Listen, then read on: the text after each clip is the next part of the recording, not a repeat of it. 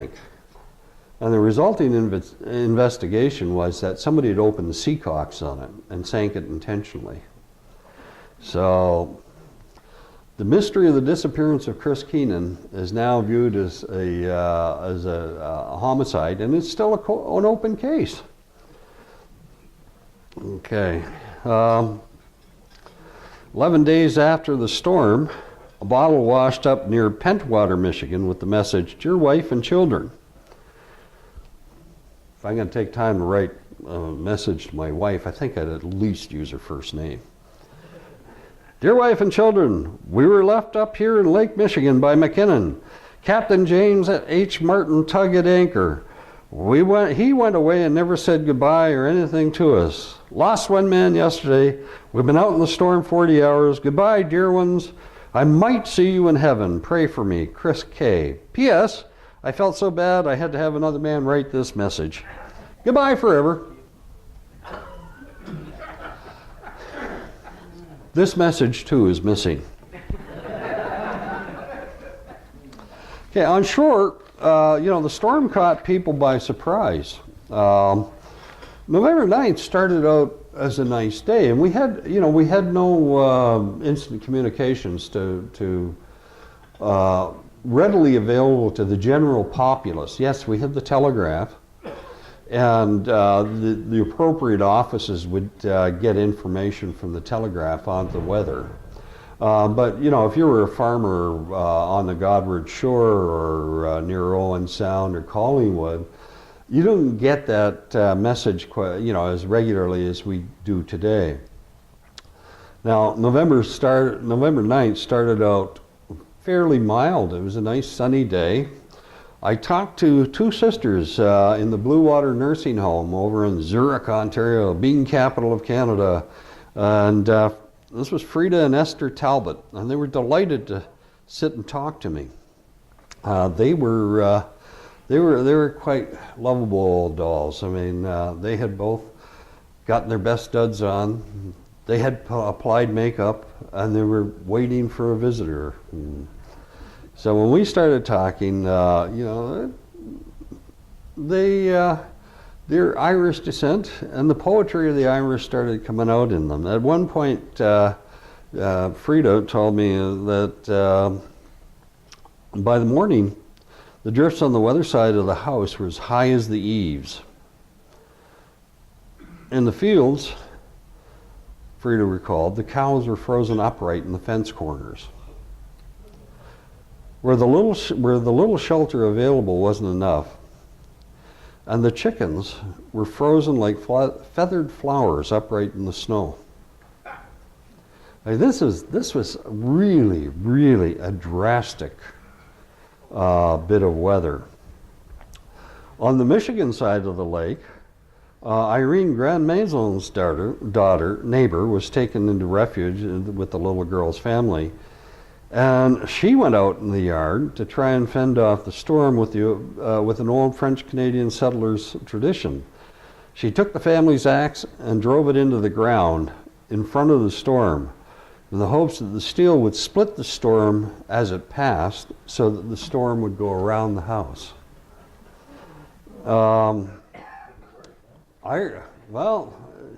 Yeah, they didn't get it as bad on the American side, although interestingly the sea conditions on the American side were far worse. But this is how people dealt with it. I can remember my own French-Canadian grandmother, whenever there was a thunderstorm, she would go around, she had a bottle of holy water, and she would bless all the windows in the house, keep the lightning away from the house.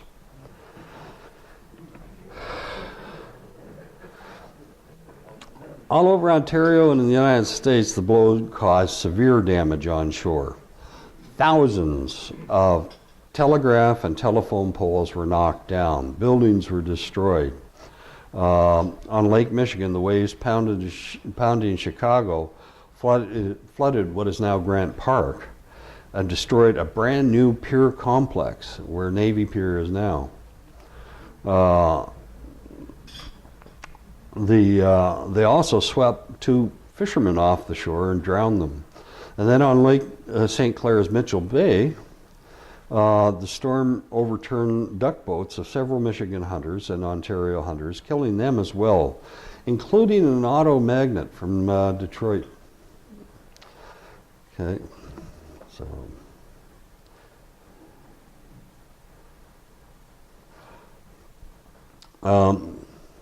even on the smallest lake in the system, ships were driven ashore on the mud banks of the Ship Canal and in the St. Clair Flats. So this is the entrance to the St. Clair River through the delta, and this is the St. Clair Flats Ship Canal. Ships are just driven ashore there. There are inspiring acts of heroism by the lifeboat crews on the Keweenaw Peninsula. Those are the gentlemen I mentioned earlier who had to be chipped out of a lifeboat.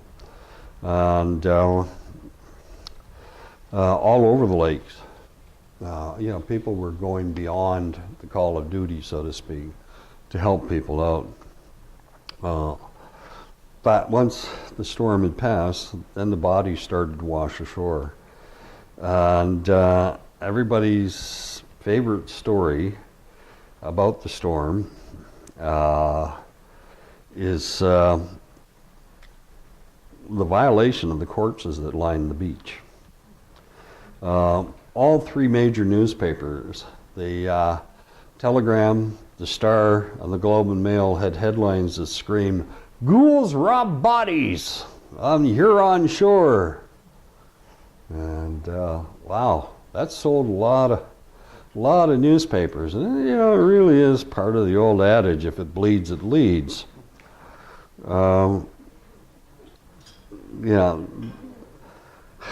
And it was widely believed that this happened, and even today people still believe it happened because they've only seen the one headline.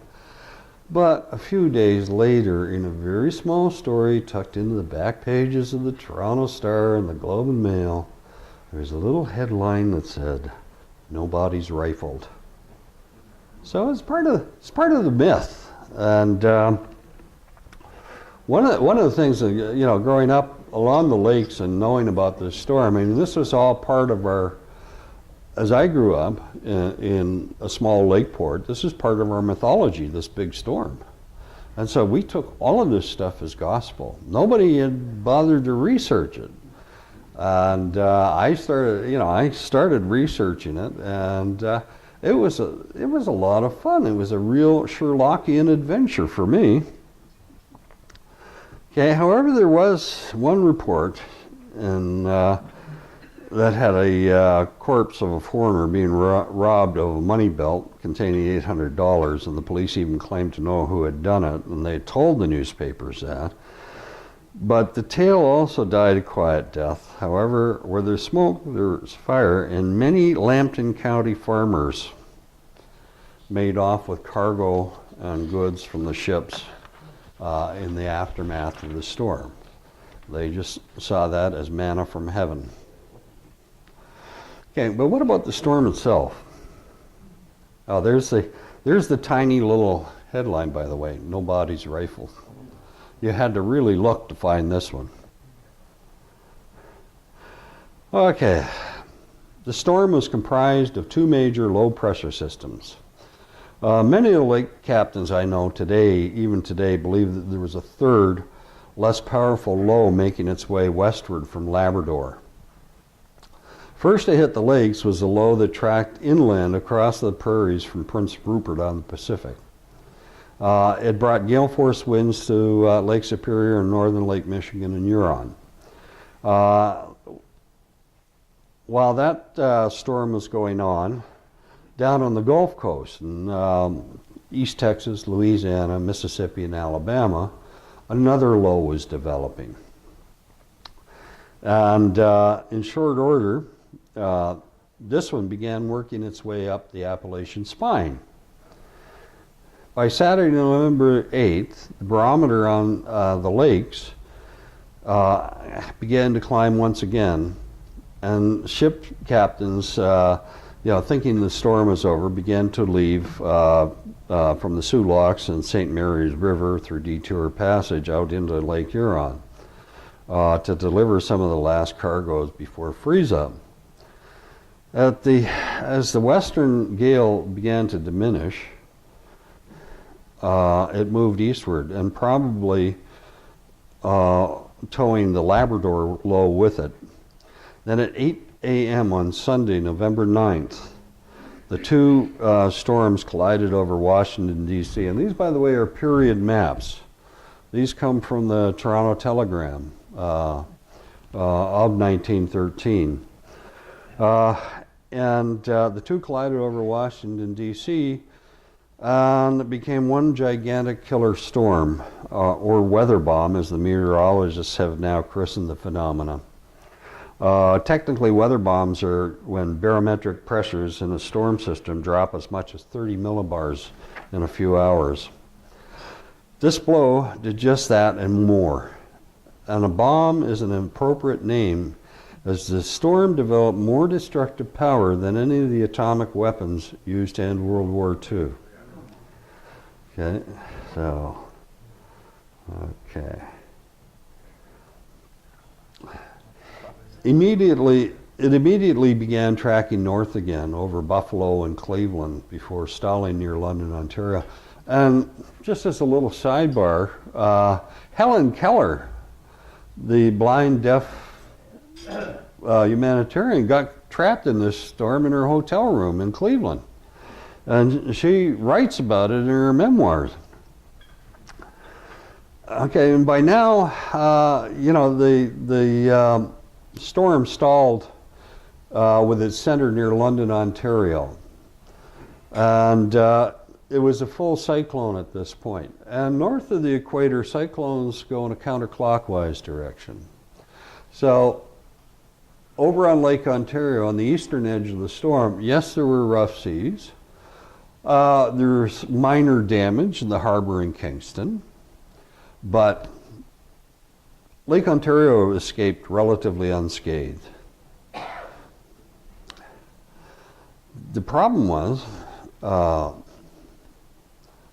because it's counterclockwise and cyclonic, the winds are coming down out of the north and reaching hurricane speeds. We have records of 100-knot winds during the storm. And it became a full-blown hurricane at its height. No, it's not a Hurricane Katrina Category 5 storm. But it's still a hurricane, and that's pretty ugly all on its own.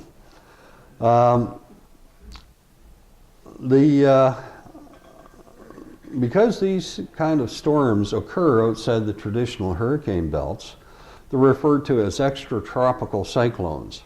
And we get slammed with these on average once every 4 or 5 years. We do get them, but today the weather reporting and the instant communications are so good that boats are off the lakes before the real damage can be done. The last great wreck was the Edmund Fitzgerald, and it will probably be the last weather-related major catastrophe. Because now the ships know days in advance when the weather is going to turn bad, and they can go to anchor in hidey holes, or they can, which the captains call beachcombing, or they can make it into ports and be safe from the weather. It's interesting that even with the powerful ships we have today, these guys don't want to take a chance. So, most likely, the first ship to meet its doom in the 1913 gale was the Algoma steamer Leafield, which was sunk after grounding in the initial storm near Thunder Bay. But the bloodletting really began around 8 p.m. on November 9th on Lake Huron.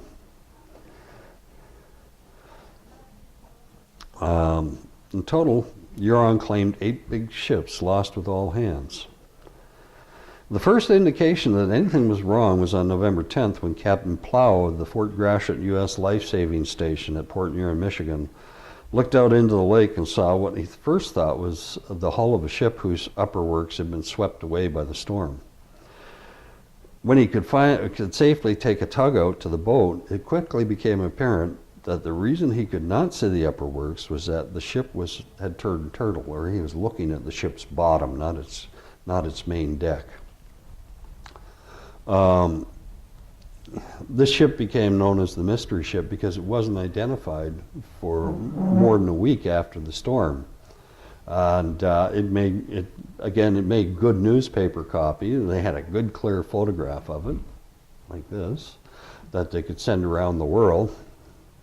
And there was a lot of copy written about it. Of all the copy, not much of it was accurate.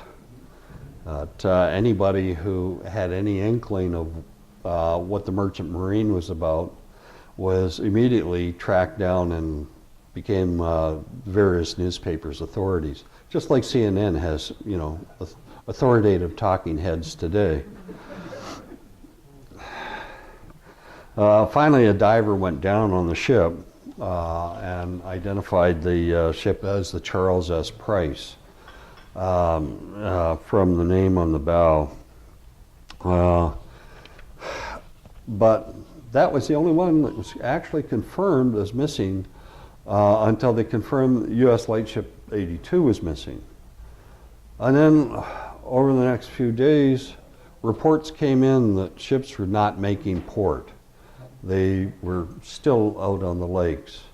There's one cute story of a guy on the schooner Seffi. The captain was 92 years old, and his youngest crewman was 81. They went in behind Cove Island to hide from the storm. And when the Globe and Mail asked him what he thought about it, he said, "Well, I was okay, but geez, those young guys, they were all seasick."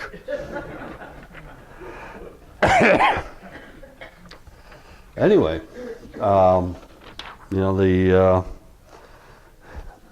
every little town lost somebody. Collingwood, unfortunately, lost 40 men and women. That's a pretty big toll for a small town like Collingwood. And that was before all the tourists were there.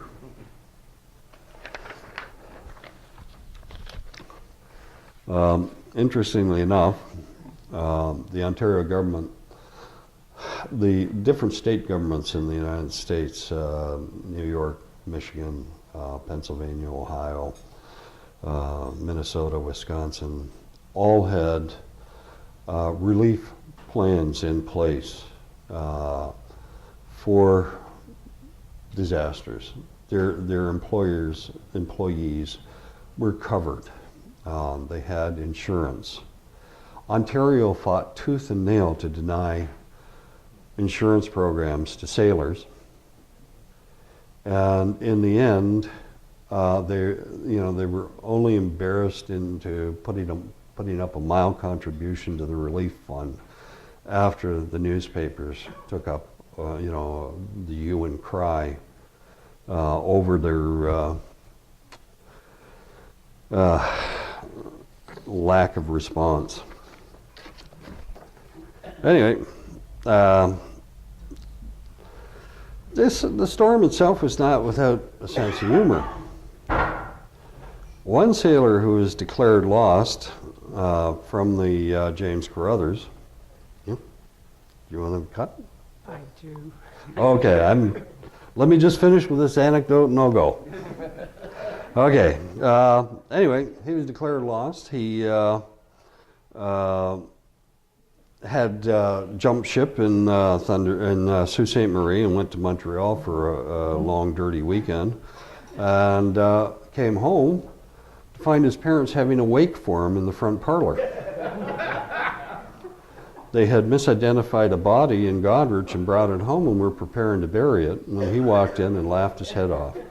Anyway, there's lots more to the storm. It's, thank you.